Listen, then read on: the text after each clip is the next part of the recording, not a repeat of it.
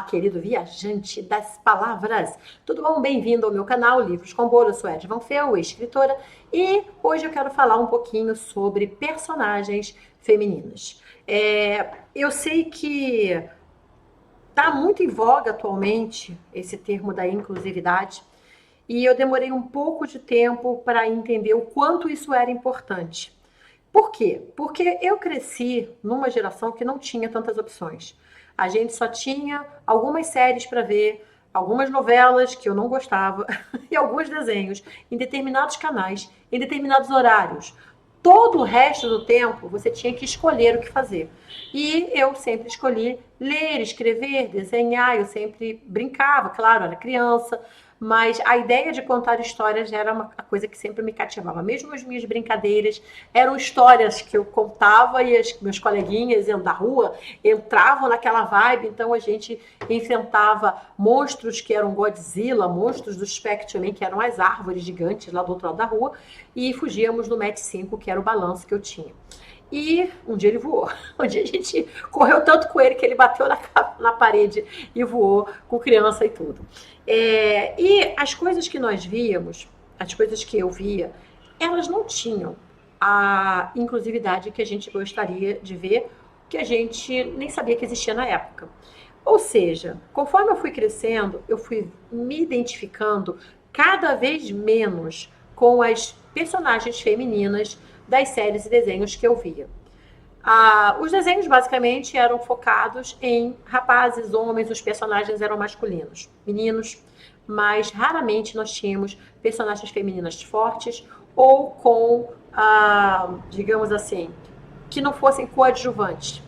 E um caso raro era a Candy Candy, que foi praticamente meu desenho favorito por muito tempo. Não cheguei a ver inteiro, porque não passou inteiro no Brasil. A Candy Candy contava a história de uma menina órfã, muito espoleta, muito livre, muito criativa, e que tinha uma melhor amiga chamada Anne, também do orfanato, e que fazia qualquer coisa pela amizade, mesmo que a amiga não fizesse o mesmo por ela. E ela vive várias aventuras, é um grande novelão, é uma novela enorme. E eu acho que foi um dos poucos desenhos que eu lembro de ter visto que tinha uma personagem feminina central e forte. E como eu gostava muito de séries, eu vi muitas séries, né? Eu tenho que falar essa introdução para você saber entender por que as minhas personagens femininas são como elas são. As séries que eu via não tinha personagem feminina forte. E as que tinham eu não gostava. Eu não me identificava. Eu não me via naquelas personagens. Então eu acabava me identificando com os personagens homens. Era o que tinha, né? Então eu acabava não sentindo falta dessa representatividade, porque eu acabava me vendo como qualquer personagem que tivesse um traço de personalidade mais parecido com o meu. Seja homem, seja mulher. Eu não via muita diferença, porque eu sou dessas. E até que em dados momentos eu começava a pensar, puxa vida, se eu estivesse nesse filme, se eu estivesse nessa série, eu faria assim. E eu comecei a pensar muito nisso, até que eu comecei a escrever sobre isso. Então as minhas personagens femininas, elas eram inspiradas e baseadas na minha persona, se elas estivessem naquela situação. E por isso eu tentava diminuir ao máximo o papel delas. Olha só que louco. Por quê? Porque eu achava que as pessoas iam achar isso chato. Não era comum, não era normal. O normal eram personagens homens fortes, incríveis, super. E eu estava ali colocando uma personagem feminina que não era a mocinha em perigo, que não era a personagem coadjuvante, que não era a escada, que não era a gostosona que só estava ali para aparecer e fazer os homens babarem. Enfim, eu tinha ali uma outra proposta que era uma personagem que eu me identificava, porque de certa forma era eu.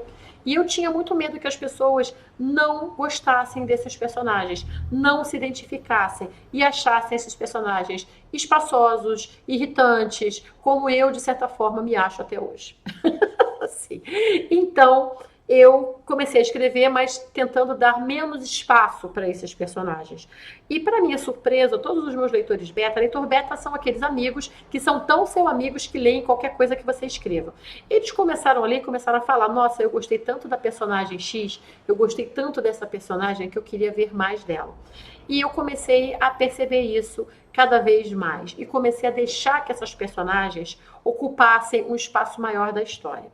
E aí eu tenho assim, isso foi bem lá no começo, quando eu comecei a escrever Uma Guerra de Luz e Sombras. Quando eu escrevi o Portal, a personagem principal, ela era uma personagem feminina, ela era uma mulher, ela era uma espécie de grito de todas as mulheres que se sentem caladas pela sociedade, pelo que deve ser, pelos padrões, pelas regras sociais, e em algum momento ela floresce dentro da própria rebeldia para fazer uma coisa que talvez não fosse muito sábia, que é mudar a linha do tempo, mudar um acontecimento numa linha do tempo.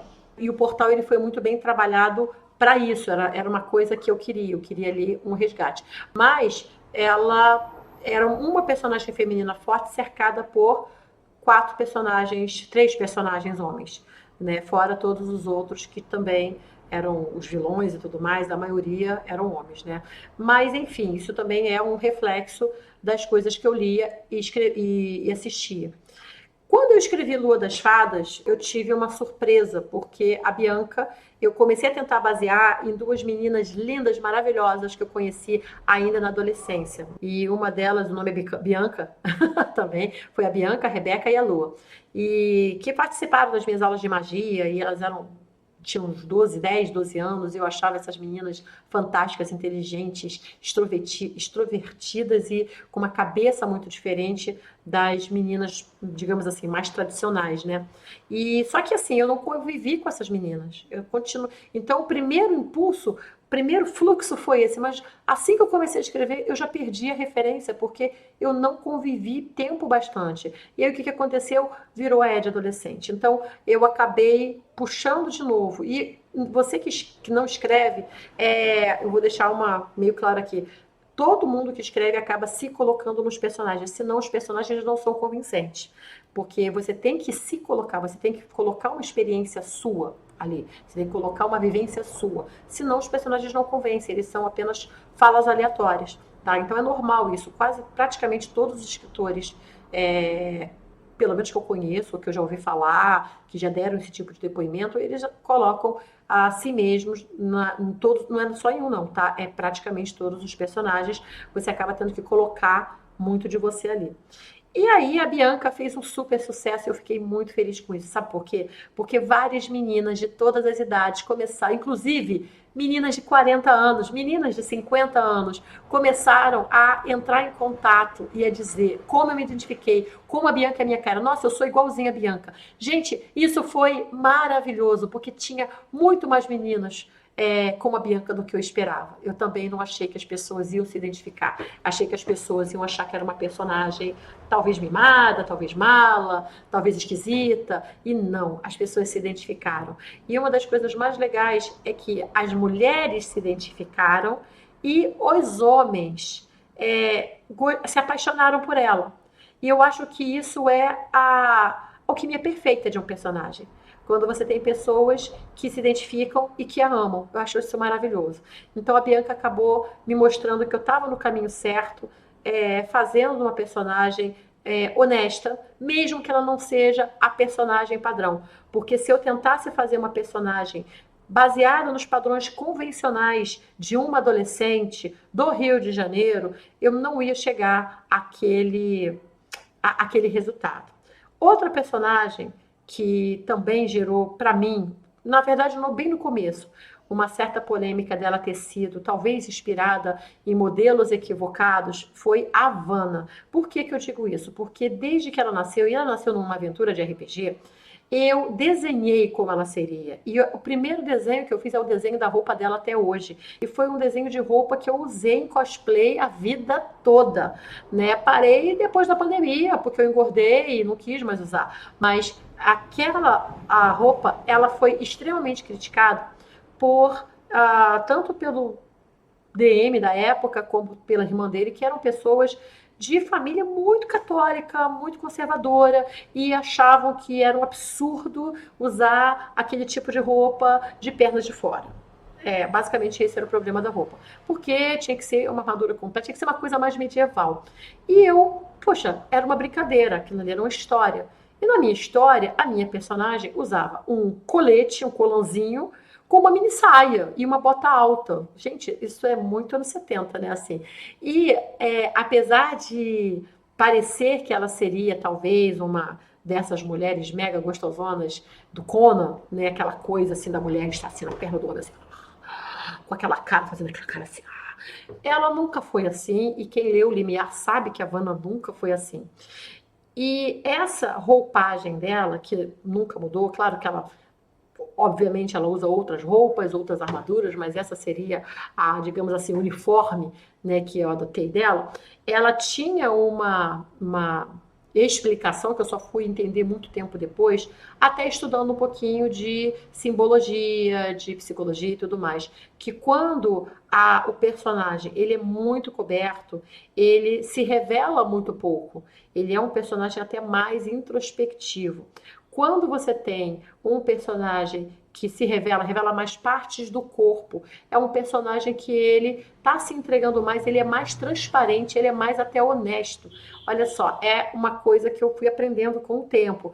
E a gente foi analisar isso e a Vanna, ela tem um bocado disso, né? E não tinha exatamente uma questão sensual nela. Ela, apesar de, claro, ela vai ser uma mulher bonita com pernas de fora, você vai ter, claro, pessoas que vão ver a sensualidade ali. Mas se você perguntar para a grande maioria das pessoas, não é bem o que elas vão ver. Por quê? Porque elas leem o que é a personagem por fora, elas leem a simplicidade e a honestidade daquela personagem, né? Então, a Vanna, ela acabou sendo uma grande vitória de eu ter insistido em continuar com ela no jogo daquele jeito, de não ter me rendido às pressões que eles faziam de eu mudar a roupa da personagem. E uma coisa que pegava muito era a regra. A regra estava do meu lado. Não importava o que eu usasse, eu tinha um número para me defender e pronto. Então não importava se eu usasse biquíni ou se eu usasse uma armadura completa, se fosse uma cota de malha, se fosse a classe de armadura X, eu tinha a mesma situação de qualquer um ali no jogo. Então eles não podiam mudar isso.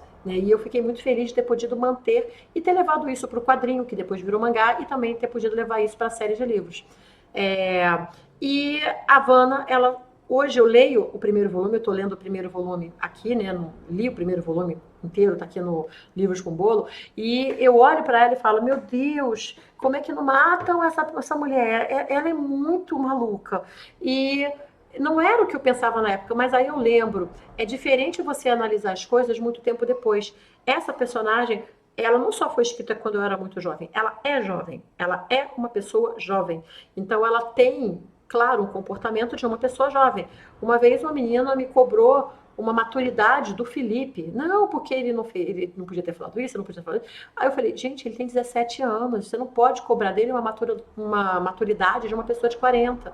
Assim, ele vai ter que passar pelos problemas. Não dá para você escrever um personagem que vai realmente cumprir todos os preceitos morais e as expectativas morais de todo mundo. Isso é impossível, não dá. Mesmo que você tente, é impossível. Né? Então a Vanna teve essa carreira e eu gosto muito dela.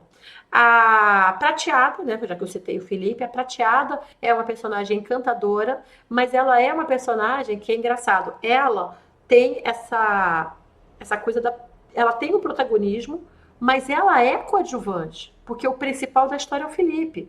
Ela acompanha o Felipe, né? Então, foi difícil? Não foi difícil escrever, foi fácil, mas hoje eu olho para ela e penso, será que eu errei em colocá-la como coadjuvante? Não, ela não é coadjuvante. Ela tem um protagonismo próprio, né? A história é dele, mas se você olhar para ela dá uma história sozinha.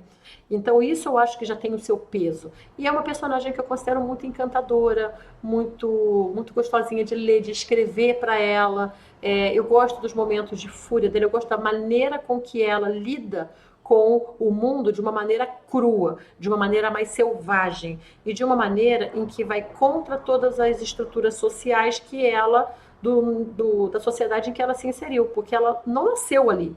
Ela é uma outra coisa, ela tem um outro processo. Para quem é alcateia, sabe que ela não é exatamente uma humana. Então, isso é muito legal, porque eu acho que a maioria das pessoas talvez especialmente das mulheres, se sente um pouco assim. Por que eu não posso fazer isso? Não é porque não pode. Mulher depois dos 30 não pode mascar chiclete. Sério, gente, eu já li isso na internet. Mulher depois dos 30 não pode mascar chiclete. Mulher depois dos 40 não pode ter cabelo comprido. Esse tipo de coisa. E eu tenho certeza que várias mulheres olham para aquilo e falam, ué, por que não? Não. É, que mulher não pode usar arquinho? Ué, não. Por que não? Eu quero. Eu vou usar porque eu quero. Assim, então, essa liberdade, eu acho ela encantadora e inspiradora, isso na Prateada. E aí chegamos à personagem que mais me surpreendeu por as pessoas terem pedido tanto mais participação dela, o que me fez tirar mais de 100 páginas do livro e colocar mais de 100 páginas novas, que foi a Billie Jean Sparks, de Uma Guerra de Luz e Sombras. Essa sim foi realmente a personagem que eu acho que eu mais me identifico, é a que mais tem coisa da Ed, é a personagem que estuda magia, que tem amigas, que tem toda uma catarse ali que eu tenho da minha vida, tá ali, né? E todo o conhecimento que eu tenho de magia tá ali. Então, a Billie Jean, ela é muito eu. E eu tinha muito medo das pessoas odiarem essa personagem, ou acharem de novo ela espaçosa, ela irritante, ela tentando se inserir no meio que ela não existia, porque era uma história de homens, e essa personagem está fazendo o que ali? E quando eu a inseri, as pessoas pediram muito para colocar mais dela, eu comecei a trabalhar mais com ela e percebi como era divertido, como era legal trabalhar com essa personagem, a ponto dela protagonizar uma história completamente nova, quer dizer, completamente nova, uma história que é paralela, mas é completamente nova, que é A Senhora dos Salões de Mármore, que está em produção e creio eu que em 2023 já esteja despontando por aí. Mas é uma personagem que me fez pensar no quanto as pessoas, e eram homens e mulheres, não eram só mulheres, o quanto as pessoas estavam sedentas por aquele tipo de personagem, o quanto elas precisam de uma brisa de ar fresco, o quanto elas precisam de uma personagem que olhe para as regras e diga, não, eu vou fazer diferente. Quanto eles precisam de uma personagem que é honesta com a própria dor. Eu achei isso muito profundo para mim. Para mim, como escritora e como pessoa, foi um aprendizado muito grande, porque eu não pensei, eu realmente não tinha pensado o quanto eu podia, o quanto as pessoas gostariam de ver mais daquela personagem. Então eu fiquei feliz de poder trabalhar nisso e espero que você também tenha curtido conhecer essas personagens femininas e talvez se identificar com elas. Eu acredito que mais personagens femininas fortes, mais personagens trans, gays, enfim, todas as personagens, todas as pessoas que precisam ser vistas e sentidas, eu tenho certeza que elas vão começar a aparecer bastante a partir de agora, porque eu acho que a gente está vivendo numa época muito peculiar. Todo mundo pode criar sua própria história, todo mundo pode publicar sua própria história. E você não precisa de uma editora para isso. Você tem blogs, você tem YouTube, você tem TikTok, você tem vários meios que você pode simplesmente ter a sua voz, mostrar a sua voz, criar seus personagens, mostrá-los e ver como é que as pessoas vão receber aquilo, né? Então é isso, eu queria falar um pouquinho sobre essas personagens femininas criadas por uma pessoa que não teve, no caso eu, que não teve esta criação, que veio de uma geração que ainda não entendia que a gente estava sem voz, que a gente estava sem espaço. E, por instinto, criou o seu próprio espaço, criou sua própria voz e encontrou um eco. Eu achei isso muito legal. Muito obrigada por me acompanhar e espero que você tenha gostado. Se você gostou, não esquece de se inscrever no canal, curtir o vídeo, deixar um comentário e me diz, você como homem e como mulher, você já se identificou, teve dificuldade, conseguiu se identificar fácil com os personagens que você encontrava na sua infância e adolescência? Ou você teve dificuldade também? Você também ficou assim, puxa, mas eu não sou assim. Gente, eu não... O que aconteceu? Eu não sou assim. O que houve? Onde eu estou aí? Você também teve isso? Ou você conseguia se identificar? Se sim, com quem? Com qual personagem você se identificava? Tá bom? Eu vou ficar curiosa aqui esperando as respostas. Beijo pra vocês e até a próxima.